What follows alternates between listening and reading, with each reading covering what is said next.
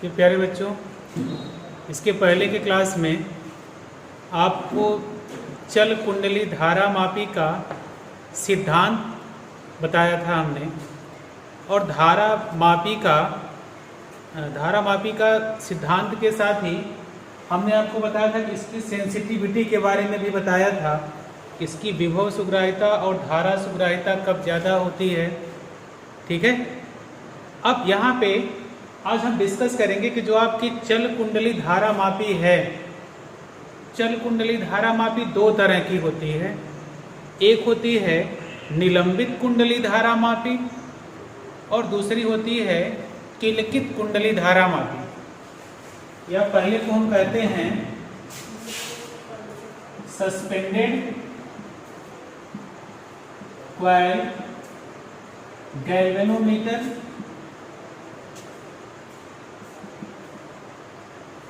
इसी को कहते हैं निलंबित कुंडली धारा मापी, और दूसरा आपका है पाइवोटेड क्वाइल गैल्वेनोमीटर, इसको हम कहते हैं किलकित कुंडली धारा मापी। दोनों की रचना लगभग समान है, क्रिया विधि तो एकदम समान है और सिद्धांत भी एक ही है। जो आपका निलंबित कुंडली धारा मापी है, इसका ये देखिए यहां पे चित्र बना हुआ है। निलंबित कुंडली धारा मापी में यहां पे फास्फर ब्रांच की पट्टी होती है, ठीक है, और जो फास्फर ब्रांच की पट्टी है यहां पे मरोड़ टोपी लगी हुई होती है, इसको बोलते हैं मरोड़ टोपी। और ये यहाँ पे इस फास्फर ब्रांच की पट्टी से यहाँ पे एक मिरर लगा होता है, ये इससे लटका हुआ है। इस मिरर से होता हुआ तांबे से लपेटा हुआ एक कुंडली है, और जो तांबा है, ये तांबे की जो कुंडली है वो एल्युमिनियम की फ्रेम पर लिपटी हुई है। और जो ये आपका क्वाइल है, इस क्वाइल को प्रबल नाल चुंबक के बीच में रखा जाता है, और इसको इस प्रकार से व्यवस्थित करते हैं और कि यहां से एक स्प्रिंग लगा हुआ तार हो, यहां से T1 से होकर के तार से होकर के धारा प्रवाहित होती है इस कुंडली में, और यहां से इस कुंडली में प्रवाहित होने के बाद व्यवस्थित स्प्रिंग से होती हुई T2 की ओर प्रवाहित होती है। अब यहां पे जो सबका कार्य है, ये तो इसकी रचना हो गई। पहले इसमें जो आपको ध्यान देना है कि जो सिद्धांत आपने पढ़ा हुआ था चल कुंडली निलंबित कुंडली धारा मापी में ही, वहां पे आपने पढ़ा हुआ था कि जो इसका बल युग्म का आघूर्ण टाउ है वो होता है NIAB sin थीटा। तो यहां पे साइन थीटा की वैल्यू 90 हो, इसीलिए यहां पे ये अवतल की तरह, या आप कह सकते हो कि नाल सूज की तरह के चुंबक लिए जाते हैं, जिससे कि इस कुंडली और चुंबकीय कुंडली के क्षेत्रफल और चुंबकीय क्षेत्र के बीच का एंगल कितना बना रहे, 90 बना रहे। तो इसलिए ये इस शेप का लिया जाता है। आपको अवतल भी इसको कह सकते हैं, या कहीं कहीं पर आपको लिखा हुआ मिलेगा कि ये नाल सूज की तरह जो इस तरह का हो, जिससे कि ये हर जगह इस पे कैसा कितने का एंगल बनाता रहे, 90 डिग्री का। और दूसरा आपने पढ़ा हुआ है कि जो बल युग्म का आघूर्ण उस पर लगता है विस्तृत स्प्रिंग लीस्पेन फास्फर ब्रांच की पट्टी में, वो सी टाउ बराबर होता है सी फाई क्यू। यहां से आपने जो सिद्धांत पढ़ा हुआ है आई किसके बराबर हो जाता है, अगर आप इन दोनों को कंपैरिजन करते हैं आपको मिल जाता है N I A B is equal to C phi, I is equal to C by N A B into five. यानी कि जो धारा है, जो ये विक्षेप है उसके अनुक्रमानुपाती है। तो इसी सिद्धांत का उपयोग करके हम यहां पे विद्युत धारा का मान मापन करते हैं। जो इसकी व्यवस्था है, जैसे ही यहां से कुंडली में धारा प्रवाहित होगी, चूंकि ये कुंडली आपका चुंबकीय क्षेत्र में स्थित है, जैसे ही इस कुंडली में वैद्युत धारा प्रवाहित होगी तो ये जो आपकी कुंडली है ये घूमेगी, इस पे बल युग्म का आघूर्ण लगेगा, तो ये कुंडली घूमती है। जैसे ये कुंडली घूमेगी तो इसके सामने जो दर्पण लगा हुआ है ये दर्पण भी घूमेगा। इसके सामने लैंप और स्केल की व्यवस्था होती है। इसके सामने यहाँ पे लैंप जलता रहता है और इसके सामने एक स्केल लगा रहता है। इस व्यवस्था को हम कहते हैं कि लैंप स्केल अरेंजमेंट। और उस स्केल पे पैमाना बना हुआ होता है कि इसमें जितना ज्यादा डिफ्लेक्शन होगा तो जो इस दर्पण पे प्रकाश पड़ेगा तो प्रकाश का रिफ्लेक्ट होके वो कहाँ पे आएगा, स्केल पे आएगा। तो जिस पॉइंट पे आपको स्केल पे ब्राइट स्पॉट मिले, हम उसी की हेल्प से क्या करते हैं, धारा का मान माप लेते हैं। ठीक है, तो ये आपका है निलंबित कुंडली धारा मापी। जो आपकी निलंबित कुंडली धारा मापी है इसकी सेंसिटिविटी ज्यादा होती है, लेकिन इसके उपयोग में बड़ी सावधानी बरतनी पड़ती है। पहला तो ये, जैसे ये फास्फर ब्रांच की पट्टी है, अगर थोड़ा सा भी झटका लगे तो इसके टूटने का डर बना रहता है। और इसके साथ ही लैंप और स्केल का भी अरेंजमेंट रहता है, तो इसको एक स्थान से दूसरे स्थान तक ले जाने में भी असुविधा होती है। इसलिए प्रयोगशाला में जो प्रायः यूज होता है वो आपकी दूसरी धारा मापी होती है, इसको आप कहते हैं पाइवोटेड कॉइल गैल्वेनोमीटर। ठीक है, अब यहां पे देखिएगा कि इसमें ये क्रोड रखा जाता है लोहे का। लोहे का क्रोड इसलिए रखा जाता है कि जिससे इस जो चुंबकीय क्षेत्र है वो चुंबकीय बल रेखाएं इसी से होकर के गुजरे, या आप ऐसे कह सकते हो चुंबकीय बल रेखाओं की प्रबलता को बढ़ाने के लिए यहाँ पे क्या यूज किया जाता है, लोहे का क्रोड। ठीक है, देखिए जो आपकी दूसरी धारा मापी है ये आपकी है किलकित कुंडली धारा मापी। इसकी जो क्रिया विधि है, जो आपको इसके पहले के ही क्लास में हमने पढ़ाया था गैल्वेनोमीटर का, इसका सिद्धांत और क्रिया विधि तो ठीक उसी तरह से ही है। ठीक है, अब इसकी संरचना को ध्यान से देखिए। इसमें भी दो पोल हैं, एक नॉर्थ पोल है और एक साउथ पोल है। हम ये प्रयास करते हैं कि जो ये आपका पोल हो ये थोड़ा सा अवतल आकार का हो। इस साइड में अवतल के आकार का इसलिए लेते हैं कि जो आपका ये कॉइल है यहां से ए और बी के बीच का जो एंगल है वो कितना बने, 90 बने, वो त्रिज्य हो। ठीक है, इसमें एल्युमिनियम का फ्रेम है, इस पे भी वायर लपेटे गए हैं, कॉपर के जो इंसुलेटेड वायर हैं वो इस पे लपेटे हुए हैं। ठीक है, और ये जो आपका कॉइल है ये दो चूल के बीच में लटकाया गया है या इसी के बीच में रखा गया है।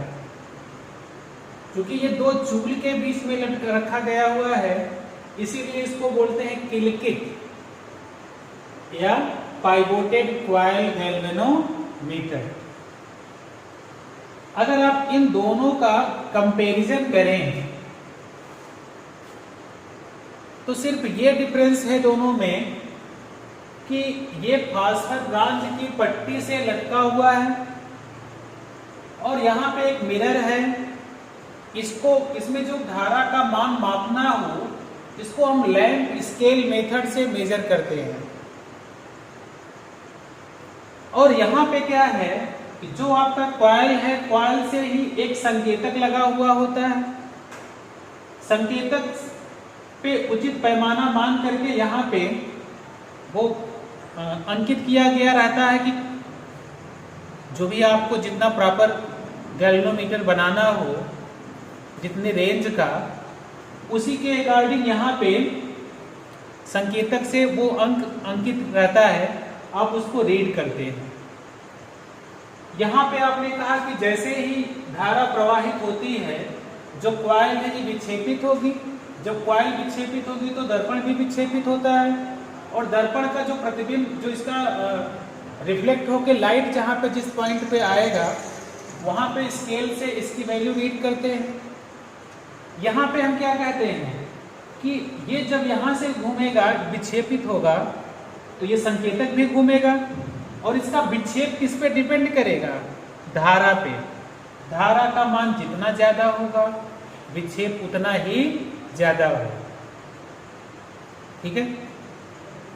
अब व्यवहार में वैसे तो जो इसकी सेंसिटिविटी है, सस्पेंडेड कॉइल गैल्वेनोमीटर की सेंसिटिविटी ज्यादा होती है as compare to pivoted galvanometer, लेकिन ज्यादा उपयोग हम इसी का करते हैं जो आपकी किलकित कुंडली धारा मापी है। आप लैब में, प्रयोगशाला में आप जितनी भी धारा मापी पाओगे, वो सारी की सारी आपकी ये पाइवोटेड गैल्वेनोमीटर ही है।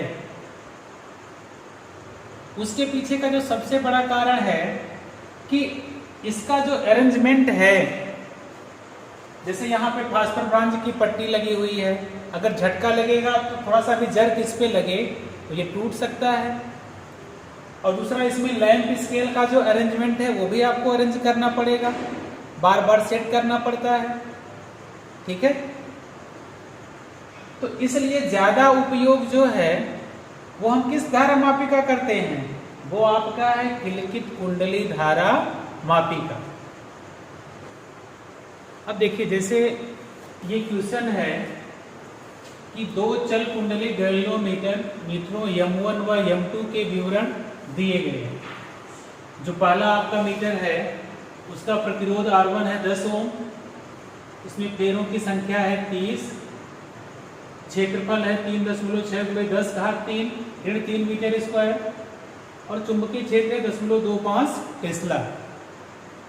और जो दूसरा आपका मीटर है उसका प्रतिरोध है 14 ओम, उसमें फेरों की संख्या N2 है 42, क्षेत्रफल है 1.8 × 10⁻³ मीटर और चुंबकीय क्षेत्र V2 है 0.50 टेस्ला। ठीक है। अब यहाँ पे कह रहा है कि दोनों मीटरों के लिए स्प्रिंग नियतांक समान है, यानी कि आप ऐसे कह सकते हो कि K1 = K2 = K। ठीक है। तो कह रहा है कि गणना कीजिए M1 व M2 की धारा सुग्राहिताओं का अनुपात और दूसरा है M1 व M2 की वोल्टेज सुग्राहिताओं का अनुपात। तो जो धारा सुग्राहिता है, अगर हम पहले धारा सुग्राहिता की बात करें, धारा सुग्राहिता SI किसके बराबर होता है? ये होता है NBA/K। ठीक है। ये आपकी धारा सुग्राहिता है।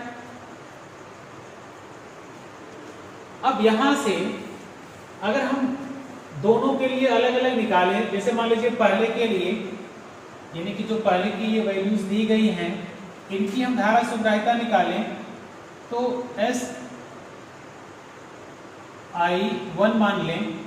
SI1 क्या हो जाएगा, या यहाँ पे हम लिख सकते हैं ये हो जाएगा N1 B1 A1 by K1। सबकी वैल्यू पुटअप कर दीजिए। ये N1 कितना है, ये है 30, B1 कितना है 0.25 और A1 कितना है 3.6 इंटू 10 पावर -3। और ये K1 और K2 ये K के बराबर है, डिवाइडेड बाई K लिख लीजिए।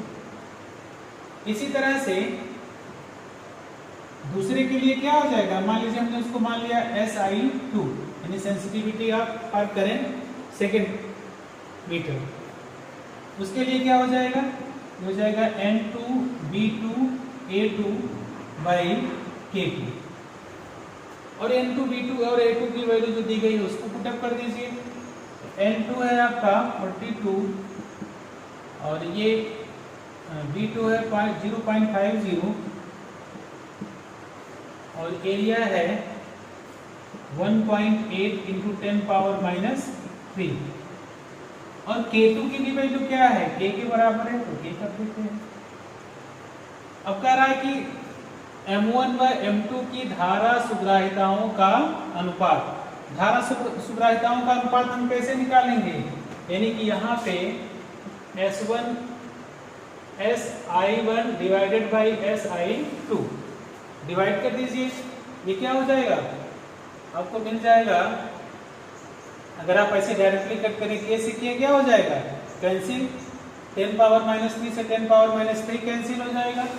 यहाँ बचेगा क्या 30 0.25 इंटू 3.6 डिवाइडेड बाई 42 0.50 1.8। तो ये हो जाएगा आपका, देखिए अगर आप इसको इससे कैंसिल करें तो 2 और ये 2 ये आपस में कैंसिल, क्या बच जाएगा 30/42।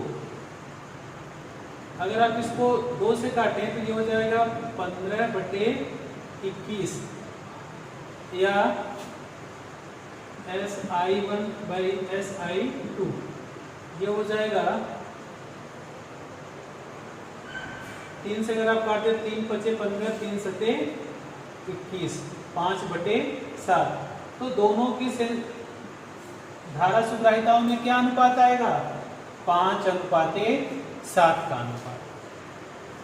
इसी तरह से जो दूसरा पूछा है आपसे कि M1 व M2 की वोल्टेज सुग्राहिताओं का अनुपात।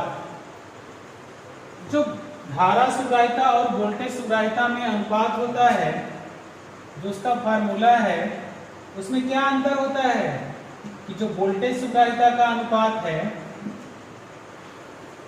वोल्टेज सुग्राहिता का जो फार्मूला है वो आपका होता है, अगर हम इसको लिखें वोल्टेज सुग्राहिता SB = NVA/KR। ठीक है, अब जैसे हमने उसको हल किया था उसी तरह से पहले मीटर के लिए कितना हो जाएगा, मान लीजिए हमने लिख लिया उसको SB1। SB1 किसके इक्वल हो जाएगा N1 B1 A1 by K1 R1। फिर सबकी वैल्यू पुटअप कर दीजिए उसी तरह से, क्या मिलेगा, ये आपका हो जाएगा 30 × 0.25 × 3.6 × 10⁻³ -3/K और R1 की वैल्यू 10 है, यहाँ पे लिख लीजिए R1 × 10। इसी तरह से दूसरे के लिए क्या हो जाएगा SB2 = N2 B2 A2 by K2 R2।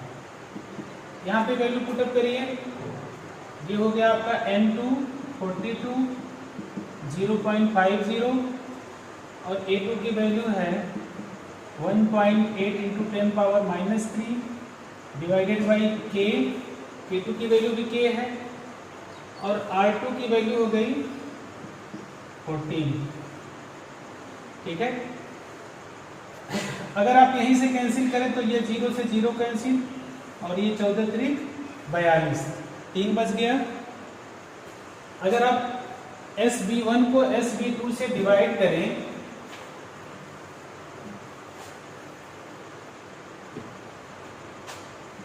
SB1 divided by SB2 तो यहां से क्या बचेगा, और ये 10⁻³ से 10⁻³ कैंसिल और k से k, तो यहां बच जाएगा आपका 3 into 0.25 into 3.6 divided by 3 into 0.50 into 1.8। ये 3 से 3 कैंसिल, ये 2 और ये 2 से 2 कैंसिल, 2/2 इज इक्वल टू 1/1। तो जो आपको मिल जाएगा SB1 ratio SB2 is equal to 1:1, यानी कि दोनों में कितने का अनुपात है, 1:1। ठीक है, अब जो अगले आगे के क्लास में आपको पढ़ाना है वो आपका है धारामापी का एमीटर और वोल्टमीटर में रूपांतरण। धारामापी को एमीटर में बदलने के लिए शंटिंग की जाती है। ठीक है, और किसी परिपथ में धारा को मापने के लिए उस परिपथ में धारामापी को श्रेणी क्रम में जोड़ते हैं। और दूसरा है धारामापी का विभवमापी में रूपांतरण। ठीक है, अब उस